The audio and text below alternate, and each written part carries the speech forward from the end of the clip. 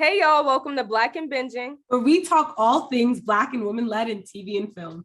We're your girls, Ronnie and Joy, and on today's episode, we're celebrating Black Love Day. Yes, we're celebrating Black love for Valentine's Day, and we're discussing our favorite Black love movies. And we have a special guest with us today. We have Cadarius Parks. Woo! I don't know where he is on the Zoom, but right, he's that way. Hi, Cadarius. Want to tell everybody a little bit about you? Hey, y'all. Thank y'all for having me here with y'all today. I'm glad to talk, crazy things about Black love. But I'm Cadarius. I'm from Atlanta, Georgia, and I'm happy to be here with Black and Benjamin today. Hey, we got a fella in the house. And of course, even though it's a male edition for V-Day, we couldn't have done the show without some popcorn. I brought mine too so that I can match y'all's fire, Yes, love it. And then Cadarius got us sipping on some drink today. Yes, we are. For the Valentine's Day edition. So in addition to Cadarius joining us here today to discuss all things our favorite Black love films, we have 4 other fellas who are near and dear to our hearts, sharing their Black films as well that they love the most, Black love films. So first off is Dwayne, and his favorite love movie is Why Did I Get Married, which may be unconventional the most, but we'll dive into what he says is his favorite about it. So my favorite movie that depicts Black love is Why Did I Get Married? And I know that's not the first movie that you think of when you think of showcasing Black love, but it's the one that always stands out to me. Just aside from it being funny as hell, I love that it's real. It shows you all different kinds of love. So it shows you the kind of love that, looks perfect on the outside and perfect on paper, but it shows you that you still have to work to maintain and restore that love. And then it shows you another kind of love, that just the love that you don't want, that toxic love, that's probably not really love, where you're just with that person because you think that you can't really do any better. And so, yeah, that's really it. It shows you the real. It doesn't romanticize it like other movies do it and lead you to believe that everything's all roses. And Wayne is right when he says it. It does not sugarcoat anything. It is real. It is raw. We see 4 couples going on. We see how each of the couples struggle in their marriage and how they overcome those struggles or don't and find new loves of their life. But I have a question for you first, Cadarius, because I know some guys are a little bit hesitant when it comes to like going on trips with girls. They like their guys trips and nothing only. Have you ever been on a couples vacation or a group vacation with couples? So my last relationship I did the whole like couples trip thing, but I am not a strong proponent in guys trips. If it's not somebody's bachelor's party, something like that, I'm not taking a trip with just like all guys usually. So, but I do think you're right. I think guys do love like the whole, I'm just going with my boys trip. I want to go with my person though. So, but why do guys like that? Like what y'all be doing? Like what? I mean, not y'all. I know you said that you don't like those particularly, but like what do men do on guys trips? Like, I mean, I can tell you the secrets. We tricking off. We okay. I mean, but most of the time it's single guys. Like when you're single and you're going on a trip with 5 guys, you want to pick your best 5, You're not going out with, like guys who aren't compatible with the way that you navigate a room, right? So you want your best guys that are going to be able to buy drinks, going to be able to talk to girls, going to be able to have a good time while y'all out there. So that's probably what we're doing on guys trips. It's not too crazy though. Or see, men don't be thinking. They could just bring the women they want to fuck with on the trips, and then you don't even have to go through all that. Like, you don't bring the tan to the beach though, do you? I'll stick to that. So I mean, like y'all have girls trips too though, right? Yeah, it's a different vibe. I know we may not be at this stage yet, but the couples and Why Did I Get Married obviously are married from the title. But do you think maybe in this day and age, there's a difference between marriage and just committed relationships in general? Does marriage automatically equal a committed relationship? Can you be in a committed monogamous relationship without having the marriage certificate? What are your thoughts on that? I think it's different because I think like our generation is kind of reassessing what it means to be married, right? So it's like a lot of us don't even want to be married for real anyways. So because it just seems like a lot of paperwork. It seems like we trying to be like super woke, like I don't want the paperwork, I don't want the paper trail. I can be with this person. But I think a lot of us still see it traditionally and we like, bro been with her for 10 years and he ain't proposed yet. Like that's wild, you know? So I don't know. I think it matters to like each unique relationship. But yeah, so Yeah. I think there is kind of a difference though. Like you value your relation or you value your friend's relationship a lot differently when they're married. It's like I'm not gonna put you in no crazy situations because you married, you know? As opposed to bro, y'all been dating for 3 years. I don't know if y'all serious. I don't know if y'all for real or not. Like y'all could just be going through the motions. Wow. That's the tea right there. So the boys be like, that ain't really your girl until she got a ring on her finger. Interesting. Yeah, What do like you you think, might just be Robbie? going through the motions. I definitely think their marriage does not equate committed relationship, obviously.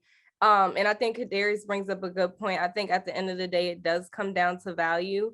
And we were talking about this at the nail salon, ironically, how right after Rihanna's pregnancy news came out, a lot of people were like, no, ASAP did not just make Rihanna a baby mama and not wife her. But my nail tech brought up a good point of like, not saying that celebrities are above us because we're all humans at the end of the day, but a reason why someone may get married for like financial reasons, like financial support or stability, or maybe it's like their religion or cultural beliefs is not the same reasons why Rihanna and ASAP would be rushing to walk down the aisle.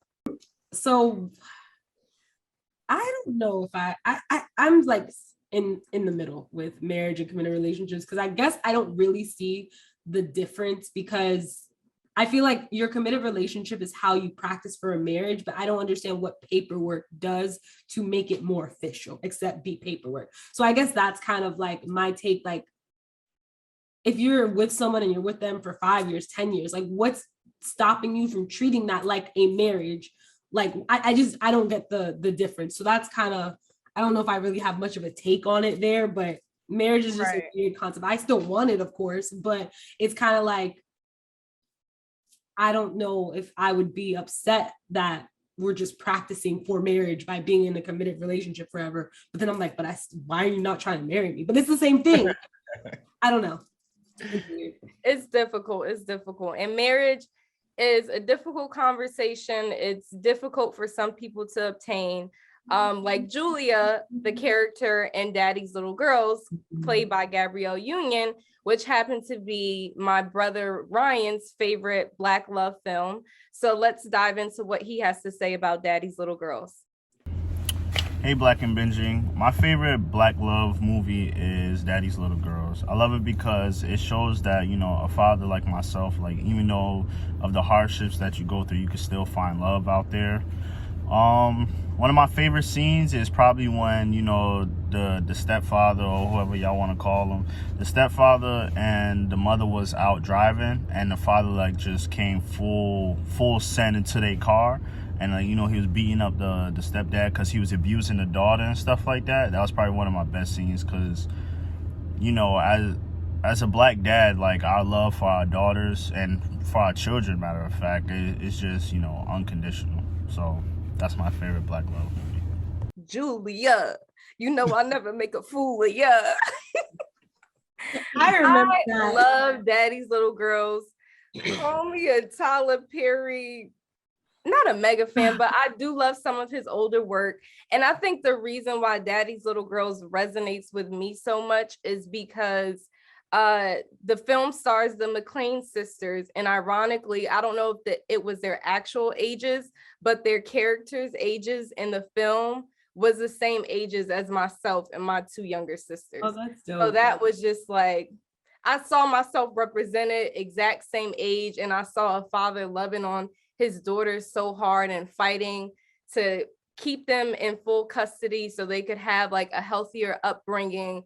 You saw Gabrielle Union's character, Julia, who was this strong, like independent Black woman who was tough with finding love. She was running in on weird dates. And she ended up not lowering her standards, I would say, but expanding her mindset on what love could be like. And Julie and Monty ended up creating this blended family that I think are beautiful. And now I have to ask you guys, like I said, I don't think she lowered her standards. I think she just had to expand her mindset. But what are some of the non-negotiables that you're like, hell no, no matter what, I'm not bending over for a person to, I don't know, let's say have kids? I'll let Cadarius answer that. I really don't have many non-negotiables. I really wanted you to go first on that one, but I don't know. Like my mom tells me sometimes, like you're missing out on blessings, but I don't think that I could talk to someone that's super religious or someone that has children, mainly because I don't think that the foundation of our relationship would work, because I'm not super religious and I'm not gonna have children. So it's like those two things would like constantly be conversations in our relationship. And what about spiritual? I know some people think it's like religious and spirituality are two sides of the same coin, but sort of different. Sort of different, yeah. And that's the crazy thing, because I am a spiritual person. I do believe in God. Like I tell people all the time, I believe in God, but it's just like the practices of religion. I'm not going to church with you. I pray when I feel like it. Like it's just certain things where it's like those things aren't necessarily going to be a foundation for a relationship with me. It's not gonna work.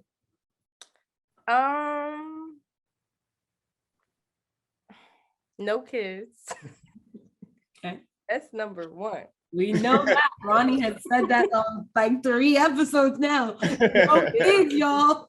No kids, y'all. It's Deal breaker. no. But Taken. and you said no, you don't have anything on your list.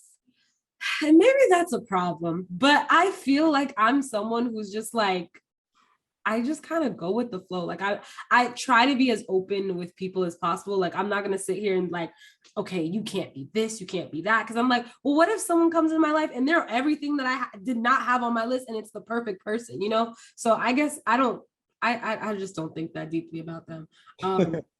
As long as you're not like a dickhead or you're like gonna fucking abuse me or like some, you know what I mean? Like wild shit like that. But like as just like non-negotiables, like, oh, okay, I'm not really interested. I don't really have many of those. I'll like give anyone a chance as long as you're genuine and you come with like good energy.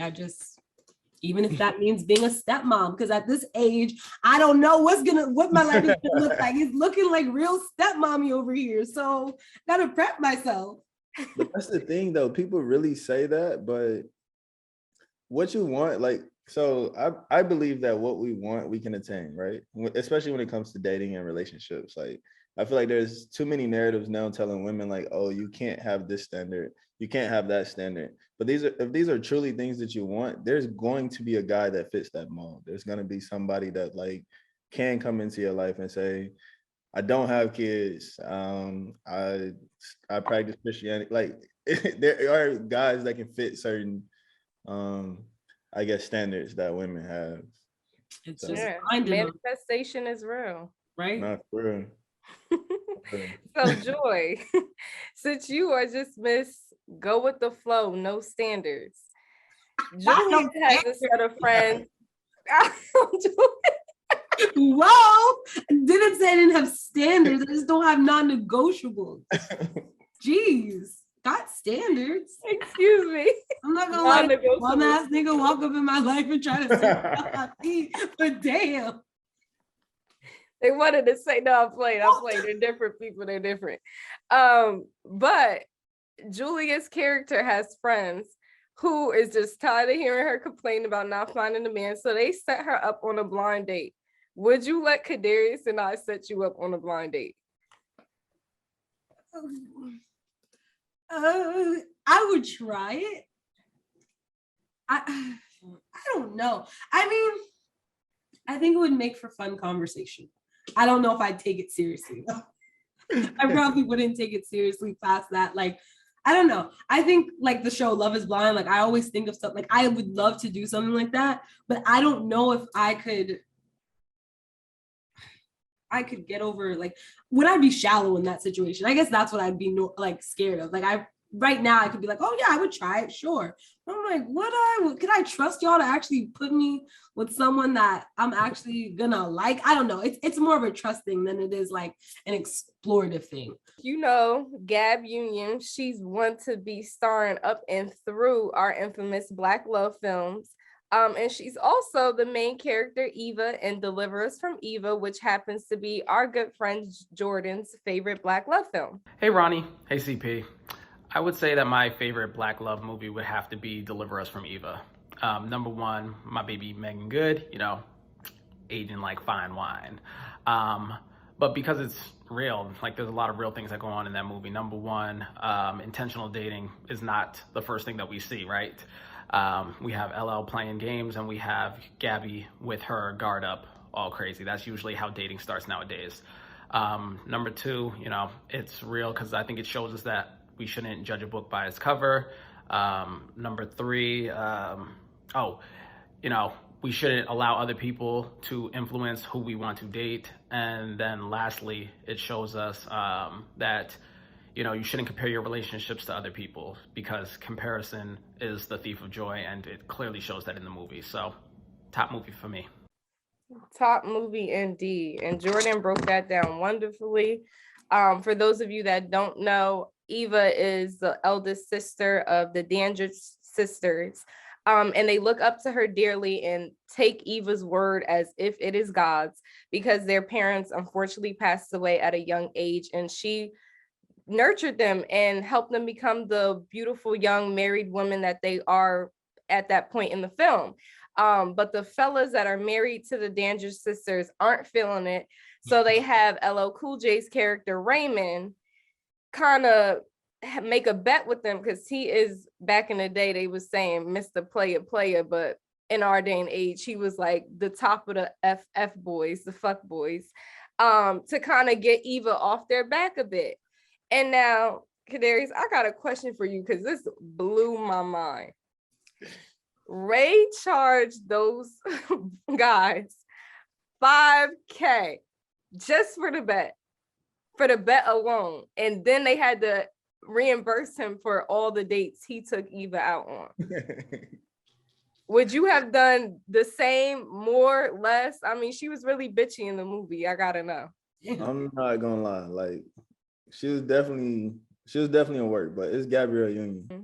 You wouldn't have to pay me a lot of money to take Gabrielle Union out, but also inflation and everything, I would charge for the dates that we went on. Like y'all can pay for the dates, but you don't have to pay me like a flat fee up front, you know. Just pay for that. What if she was really mean to you? She was horrible to be around. Like, even though it's Gabrielle Union, yes, but she's horrible to be around. She's a bitch to everyone. She's a bitch to you, but you gotta go and try to make her fall in love. All right, yeah, that one would be hard. All right, yeah. I take 10K. 10K. 10K. You got to think about it, because also I have to be nice enough. I have to be respectful enough and nice enough to make it where she continues to want to see me.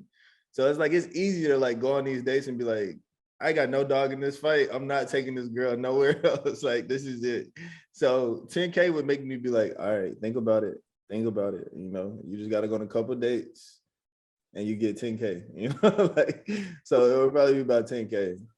Yeah. Well, those couple dates had Raymond, LL Cool J's character, in love after a while because he fell head over heels. Sure I don't know. I think it was prior to them having sex. I could kind of see the chemistry developing.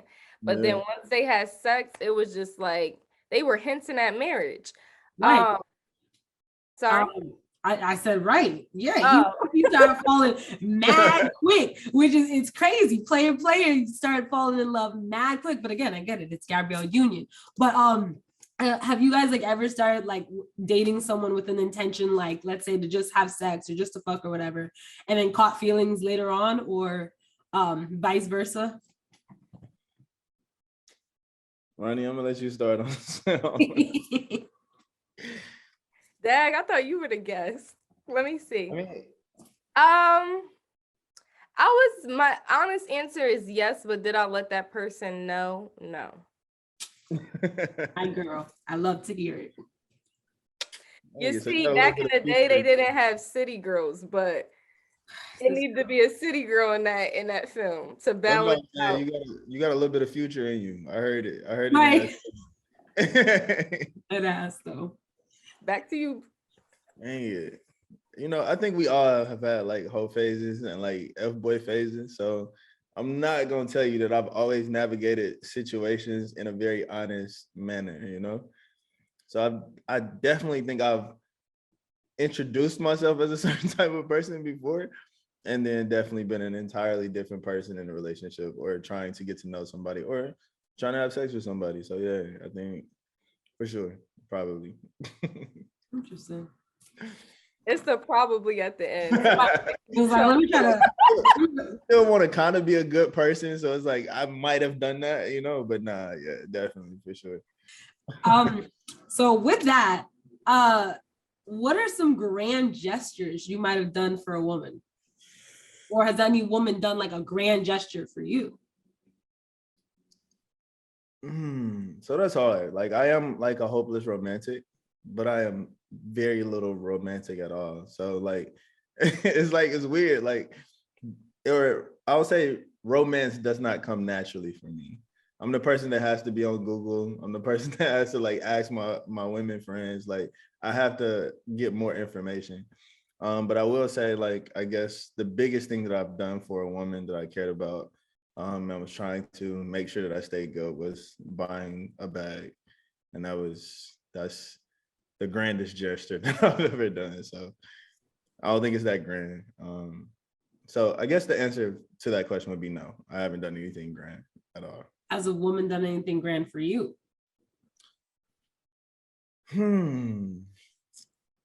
No, I don't think so. Not to keep me anyways. I think people are good. I think women are naturally good gifters, or the women that I encounter are naturally good gifters. But as far as like keeping me, anything like that, I don't think it was ever necessary to like do something that was crazy. So Gotcha. Do you feel like it's just a man's role to do like the grand gestures to like keep a relationship alive, or would you appreciate if someone like called a flight down to the A and was like, I don't care what you say, we're fighting through this. I mean, I think I'm fighting for our love. I'm being honest. Also, the alcohol might be helping me a little bit with this one, but I think honestly, women are doing like grander gestures now because of like how saturated dating is right now. So it's like you might be with somebody that actually really wants to be with you, and they may do something like offer a threesome. Like, like it's like now the gestures be like really kind of like that's what you're doing to like keep somebody. But yeah, I've heard these stories. It's never happened for me. So I think women do have grand gestures, and I think guys are less. I think guys are more on the receiving end of grand gestures now, which is why I I'm think. just confused at how threesome is. Right. I was about to say, Ronnie, you trying to keep your man with a threesome? Y'all gonna tell me. Y'all gonna tell me right now. now. Y'all gonna tell me right now. Y'all ain't got a friend that offered a threesome as a grand gesture. No. Not as though grand. Not as a grand gesture, like, baby, I'm trying to keep you. Come on, we'll fuck the other bitch. Like what? I have literally seen it firsthand. It don't be like, it's not like that. It's not that transparent. It's more so like we're out. And I say we, but this isn't me. It's not me in this scenario. Accountability. These people are out. These people are out, and they're just like, oh, well, she's kind of cute. You know, like I would talk to her. I would do this. And it's like that last minute, like that last leg where it's like, all right, I'm gonna offer this because I know that's something that would interest you. That's something that would make sure that we stayed together type situation. I think given future. You talking about that's given like not comprehending or like the idea of what you think a man wants. Like if I mean, I don't know. if a man never said that to me, that that's something they're interested in, I think women just think that men are always looking at this woman, that woman. Oh, in order to keep him happy, he has to have multiple bitches. They don't believe in monogamy, all that stuff. I feel like if a man doesn't say that, like, well, I mean, like, we also have to address how many non-bisexual women have been in threesomes with other women. Why else would you do it? Like, what would be your purpose of being in a threesome if you are not interested in women? It does nothing for you. It's definitely for the man. It has to be. Bi-curious. That's what I'm saying. So if there's some bi-curiosity or anything like that, then boom, we got it. We understand. But as a woman who says that she has zero interest in women, what would be the reason for having a threesome? Or a threesome with another woman? So I was just about to ask you, because so Weedy got ate up for that. Like, remember when she was on Justin LeBoy's show, and he asked her, would you be down for a threesome? And she was like, yeah, bring another guy. But people in the comments was like, that's a train. It is. But it is not a train. It's not a train. So, and that's the thing. So that's what like a lot of like misogyny and like toxic masculinity says. It could be a train either way. It could be a train with two women. If you have two women in the room and they're not interested in touching each other, they're only touching one party, because that's how trains work. If they're only touching the person in the middle, then that's a train, no matter if it's two women or two men. So if you have two women, if y'all have two men in the room, you got to make sure they're bisexual. Then you don't have a train, you have a threesome. Threesomes only work if there's one party being touched by two people. That's interesting. I feel like we just got like this urban dictionary definition. All types of different things about threesomes. Like, I never thought of it like that. I mean, I think men say a lot of things to discredit women, but threesomes are threesomes. If you have two men in the room, I think as a woman, you need to take full advantage of that. Nah, the same way that he gonna ask you to like do some stuff that you're not interested in, you need to be asking him to do some stuff that he's not interested in. If not, then you're just having sex with bro roommate and he in the room. Like, that's it. So you're getting a train ran on you. That's not cool. That's not interesting. It's not fun. I can't. Well, I don't think I'm down for it, at least right in this day and age. And I could tell y'all another woman who wasn't down for it, because she was like, I will play you for your heart. It ain't gonna be no triangle anywhere up in this bitch, up in this piece. And that is our girl Monica in Love and Basketball, which happens to be Joshua's favorite Black film. So let's take a look at what he has to say about it. Hey everybody, my favorite Black love movie of all time is Love and Basketball. That's because I love basketball, but more importantly, the writing and acting and storyline was amazing. Timeless to say the least. They definitely don't make movies like that anymore. But my favorite part in the movie was the end, when they was playing one-on-one for his heart and he kicked her ass. But then he told her, you know what, let's double up. I thought that was really cute, really smooth, something I would do. So, you know, Black love at its finest. I love that. Just like Joshua said, they don't make love movies like that no more. Do they make love like that anymore? I feel like love is not like the movies. Like, everything we grew up thinking love does not happen in real life. Maybe that's just, I don't know. Maybe that's just me. You ain't have a next door neighbor that you climbed through his window, Joy? Never had that. Never had that. And I just wonder why. Like, does love feel the same? I wonder why. Like, why was that not my life? I really thought that's what growing up was gonna be, but it was not. But what do you guys think? Does love feel like the same now that you're like older and wiser? Does it still feel like do you feel as vulnerable when you love and things like that now? Or is it like, does it just not live up to your expectations? I'm gonna let our guests answer that one first. I'm like so accustomed to not answering things before women. So, but that's why I like take the huge pause. But for me, it's really just like too much of trying to decolonialize everything. So it's like, for me, that was not love. Like, that is not love. Like, the way that people used to love each other is like, bro, I'm not putting myself through that. I refuse. Like, I'm not gonna stay in a relationship that I have to fight for every day. Like, everybody makes these like huge posts on like Instagram and they're like, we saw a counselor for the last 5 years. And I'm like, bro, that's exhausting. I'm not doing that. I have my own counselor. And then you tell me I got to add a counselor for the stuff that you bringing to me too. Don't get me wrong. I'm with relationship counseling. But if it's so bad that we got to go for the next 5-10 years, we might need to call it quits. So I don't believe in like playing nobody for their love or nothing like that, which it was a cute movie. I love loving basketball, but so I'm about to play devil's advocate with your last statement. Yeah. Because I'm not saying that you're incorrect, right? But one thing that I try to tell my family members, especially in the beginning when they heard I was going to therapy, even though I do have issues and deeper issues before that I'm like working through now, but I had to tell them like, therapy doesn't mean you're insane. Therapy doesn't mean that you have a shit ton of problems. You can go to therapy and be the happiest person in the world. You just want to upkeep that happiness and continue to reach your higher self. So what if a couple has been in couples therapy or counseling for 5 years and that's just their safe space for the little bitty arguments they may have? So you can't judge somebody. That one's hard for me. That one's hard because I don't disagree with you. I will forever be in therapy. So I do agree with you there. But then also, like, is my individual therapy not enough for our relationship? Like, you mean to tell me once I finish my therapy on Tuesday, I got to come back to therapy with you every Thursday too? I don't know. That might be too much for me, you know? That might be too much therapy, like too much talking about problems or issues or ways to sustain my happiness. Maybe I'm just truthfully not happy in this relationship. So I could see that. Or maybe it prolongs it. Maybe it just makes it better.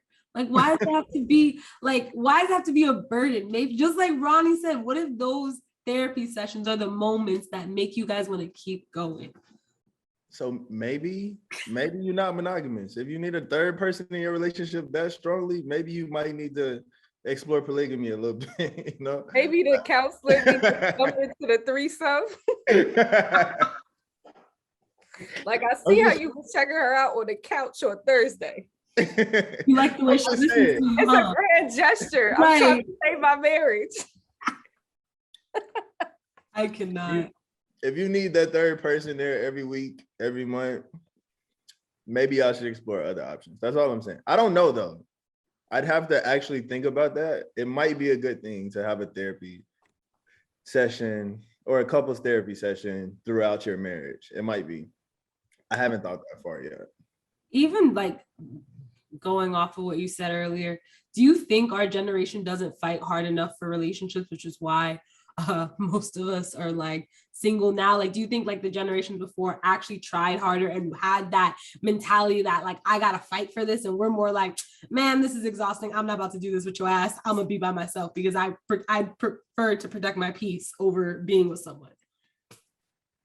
Yo, they love that. Protecting my peace. That's my line. Everybody today is protecting their peace. I'm not telling anybody nothing like that. But at the same time, I'm also not telling people like, all right, she or he only cheated 3 times. You can work through this. I'm not telling nobody no mess like that. No, bro. Like, I believe that cheating is cheating. Growing up, I know all of my aunties that were in long-term 40, 50-year relationships, they were cheated on. I'm not gonna tell nobody to accept that ever, you know? Yeah, I mean, that's a hard one. And love is very complicated. And you said the love back in the day is not real love, but I'm gonna call you out. I'm gonna put you on blast, sir, because I asked you before we started recording what your favorite Black love film was, and they ain't come out nowhere in these past 10 years, buddy. Would you like to share? All right. My favorite love movie is The Wood, but in my defense, it's one of the few love stories that we have that do not like have Black trauma as a focal point. It don't have like Black struggle as a focal point. It don't have Black women being abused in their relationships as a focal point. So I don't know. That's more on par. That's more on line with where we at right now, where I'm saying like, nah, don't tolerate anything just to say that I'm in this long-lasting relationship. Absolutely. I agree.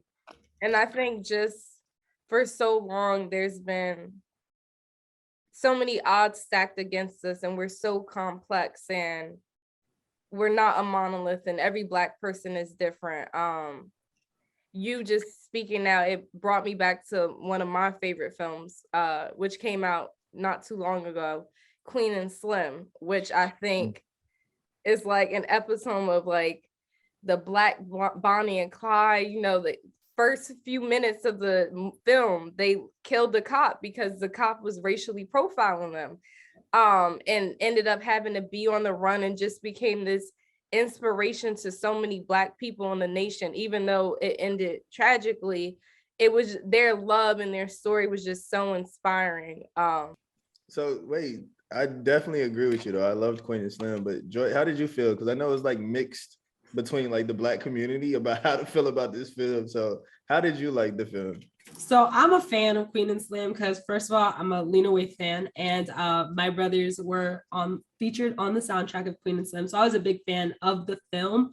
But I guess my biggest thing with like the Queens and Slims, like the Daddy's Little Girls, like just when I think love, I wouldn't instantly think Queen and Slim because of all of the trauma that came with that movie, that it starts, like you said, with them killing a cop who's racially, like that kind of takes away from my, I guess, magical idea of what love is. And then of course, I mean, spoiler alert, if you guys haven't seen it, I mean, it's been years, you should go see it. But like they die in the end, like that tragic, we have to die in order to be happy and live forever. Like that kind of stuff to me is just, I don't view that as love. And I guess that's kind of my thing. Like when I just think of Black love, yes, the story had this Black love story, and you see them fall in love, because in the beginning they didn't like each other. It was like a weird, like that was a blind date. It was like a which is normally how it goes. So it's like I love how they came together. It's just I hate the tragedy that comes with like love. Like why does love always got to be tragic with Black people? Why can't we just meet and be happy and live forever happy ever after? Like that's my real life. And Joy was shocked, Cadarius, but in a previous episode, I said if I have little girls one day, I'm not showing them like the Disney princess movies, because I think women are like just taught this idea of love from a very young age. And it's not to say that it's not obtainable, but anytime you're like cohabitating with another human beings, us as humans, we're complex. Love is never going to be easy breezy. And yes, Queen and Slim was like on like the other far spectrum of like dramatics and intensity and trauma, but it layered into it. It had some real shit. Like the first scene of the movie where they get stopped by a police officer and Queen is also asked to show her license, even though she's in the passenger seat. I went on a date one time. It was my first date, like how they were in the movie, and the same shit happened to us. And I was flipping out. I'm like, wait, did you see Queen and Slim? Because I'm scared as hell right now. Why did this cop ask me for my license? I'm not even driving. And he was like, nah, I never seen it. I'm just like, oh my God. At that moment, no more dates. Yeah, that's the last one. That's it. But right. I mean, I agree with both perspectives. I agree with both of y'all, because I think that, like you said, Black people are not a monolith. We need to see a variety of stories. Love should not exist after our trauma. But I also agree that that's a reality for us. Like a lot of us, like, all right, Joy, we have a protection, or we feel like we have a layer of protection because we live in Atlanta. So it's like, most of the time when I get pulled over, dude look just like me, he talked just like me, everything like that. But then I might have to do something out in Alpharetta, and my experience is way different when I'm still in Fulton County, but I'm out in Alpharetta. So I think like sometimes it is important to show those stories. Like one of my favorite parts of Queen and Slim, and most people will disagree with me, was the ending where he's carrying her dead body to the cop and he still dies, because it's like he's completely disarmed. There's nothing that he can do to those cops, but for some reason they still emptied the clip in him. And that is a reality for Black people. Like sometimes we are not doing anything, we still do not live to see the next day. So I think that's important also. But when we talk about love movies, I also get why that is not necessary. Like we can talk about Black love, we can talk about the Cookouts, we can talk about Anita Baker, we can talk about all of these great things without telling people like, yes, Black people are still marginalized in America. No, Cadarius, you were spot on with that. Like, legit, I'm listening to you right now and getting chills. And like you said, we're not a monolith. We can go from the Queen and Slims to the Anita Baker cookout rom-com vibes, which happens to be one of Joy's favorite films and resonates with her. The rom-com Act Like a Lady, Think Like a Man. So, Joy, I'm passing the mic on to you. Why is this your favorite Black love film? Because everybody's movies that they picked suck today. All right. That's why I'm just going to put that on the table. You guys don't know what romantic, magical love is. And even though Think Like a Man did not just glorify love, it also had those moments where you're watching these couples go through hell and back trying to find love. You see them, the whole movie is them basically reading this guide on how to find love written by a man, which I guess maybe, I don't know. I like that aspect of it. Just self-love books, self-help books, trying to figure out how to find love or whatever. But they go through this whole process trying to play men based on the rule book of men, right? And I just love this movie because it's like, even as people, we can go through all that, read the guides, how do we love? How do we fall in love? What do we do? And the ending answer is you just have to like let go and be vulnerable and just do what you got to do. Like, it's not, there's no guide to love. There's no rule book to love. It's literally vulnerability and connection. And it's as simple as that. And I think that every character in Think Like a Man had to get to that point in the end to actually find love. And I guess that's the beautiful story of Think Like a Man, and why I think it's one of the most raw, it's funny, it's real, it's love. So one of the biggest aspects of Think Like a Man is the 90-day rule. I think that was something that a lot of women tried to implement. The 90-day rule, for those who don't know, is withholding sex from a man for 90 days would more likely make them fall in love with you, take you seriously later, versus fucking them on this first date. Have you guys ever implemented the 90-day rule or had it implemented onto you? So one, I don't believe in taking relationship advice from Steve Harvey. So I love that the ending ends the way that it does. Steve Harvey's had 7 wives. His daughter literally loved Future. That says a lot. Not you.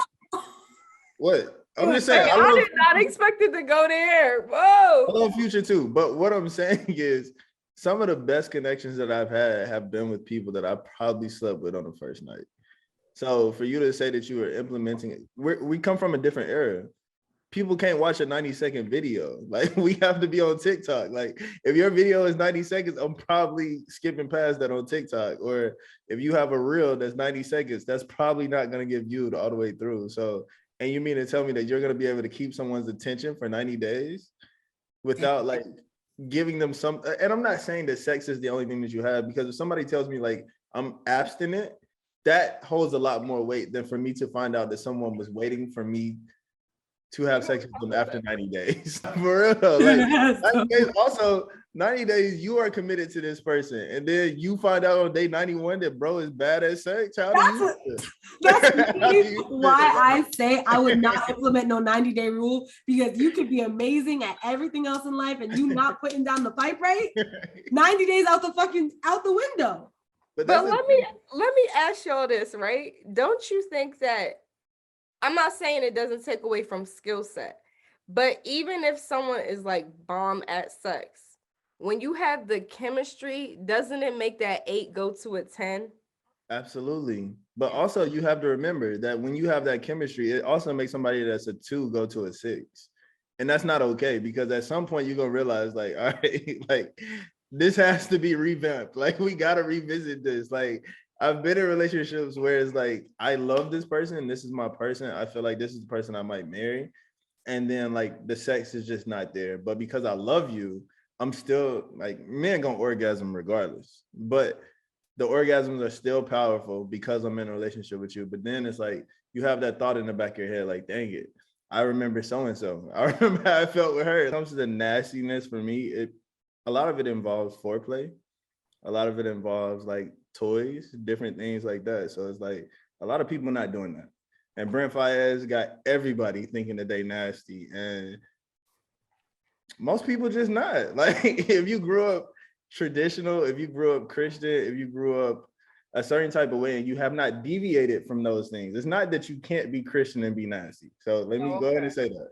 It's just that a lot of the things that we've been taught, like our parents thought like putting your mouth on genitals was nasty. Like that's disgusting, you know? So it's like to not deviate from any of those practices and to continue to live that way, stuff like that. How can you really say you nasty if all you're doing is like, I don't know, giving a little head and then laying on your back for the next 15 minutes? Like, are you nasty for real, you know? I think there's the other side of the coin where Black men as well have not been able to be as sexually exploitive as Black women, because Black women, like y'all are allowed to like kiss women in college and be like, you know, this is still a straight experience. I just was drunk, I kissed her. And for men, like for people that acknowledge that sexuality is a spectrum, like it's not like some straight line that we get to navigate or anything like that. For people that do acknowledge that, Black men are not able to be as sexually exploitive as Black women, even if you just talk about straight sex. A Black man's or a man's period. I talk about Black people because I care about Black people, but men's G-spot period is in their butt, but dudes not exploring that. Because what for? Like now I'm gay. Like Beyonce put her tongue in my butt, now I'm gay. That's crazy. I hate that. I hate that. I hate that. I literally hate that for Black men. My follow-up question though is, what is your tip or your advice to Black men? I know you were saying that Black men can't be as explorative in their sex lives. Therefore, I guess assuming that Black men wouldn't be as nasty. They don't really know what to do because they're not exploring. What are your tips or like advice for Black men to like push their boundaries and kind of get out there and figure out some other sexual things? How do we start encouraging Black men to learn more about women's bodies, to be more interested in playing with toys and pleasing a woman? Like what are your tips to get there for those Black men who just haven't figured it out yet? I think it has a lot. Like I think one of the things that Black women have over men is like that y'all are willing to explore self-care, right? Black men, we are the last to try therapy. Black men should be in therapy, period. And then after that, you're able to navigate life differently. If all you've been around was these same four dudes since kindergarten, all y'all think the same. All y'all are afraid to talk to each other. All of y'all are treating women the exact same. All of y'all have 2 baby mamas that y'all think that like they're out to get y'all. Like it don't work that way. You have to put distance between yourself and people that you've been around your entire life. Like even with our families, when we talk about our families, Black men need to be able to say, all right, I love my mama, but also I can leave her house. Like I cannot go to this Thanksgiving this year because I have this obligation too. So I think it's more so just about like exploring stuff for yourself. But I think if I would just have a starting point for sexual exploration or just exploration period, it's therapy. Therapy would like free a lot of us from like the confines that we've like subscribed to for so long. So I love that. Right. I love you for being here. I love this conversation. Joy, I'm trying to figure out a way where we could get him on next week's episode. Right. I mean, you might be a third host at this point. Like, this is amazing. I so enjoyed this conversation. I hope you did as much as we did. And for all of you guys out there listening, I hope that you took something from it, could resonate with it, could say y'all picked the wackest movies out there. We should have said Poetic Justice or some shit like that. Like, let us know. But as we mentioned before, this is Black History Month. This is Black Future Month. This is our month. This is our month to celebrate just being Black and proud. So we are coming back to you on Monday, February 21st with another episode of Black and Benching. Yes. Thank you guys so much for tuning in. Cadarius, thank you for taking the time to talk with us, and we will see you guys next week. And thank y'all so much again for having me on here with y'all. I had the most fun tonight, and y'all even got me a little drunk and probably had me talking about stuff that I shouldn't have been, but we love it. All right, guys.